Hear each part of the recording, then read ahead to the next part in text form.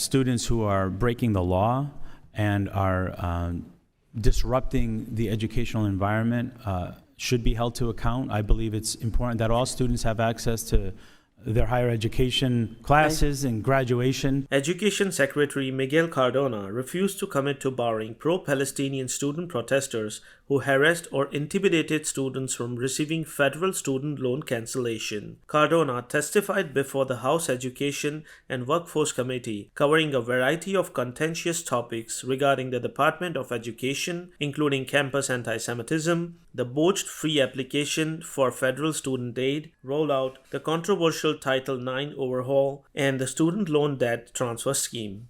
Do you believe that students who spend their time in college calling for the destruction of an ethnic or religious group, or spend their time preventing students of particular ethnic or religious groups from walking around campus freely, or spend their time occupying campus buildings, deserve to have their education paid for by taxpayers? We are committed to making sure that campuses are safe. I condemn any form of hate or any violence on campus. The inquiry from Virginia Fox came as unlawful encampments of pro-Palestinian protesters have embedded on college campuses for weeks. While only recent schools have decided to bring police in to clear them, in light of fast approaching graduation, some have been categorized by harassment, intimidation, and disruption of students from going to class. Republicans have been slamming the Biden administration attempts to transfer student loan debt onto taxpayers, criticizing it for forcing those without college degrees to pay for the elite degrees of others. The issue has been highlighted by campus protests, further calling into question whether those students who have shown deep disdain for the United States should get away with a free college education at the expense of taxpayers.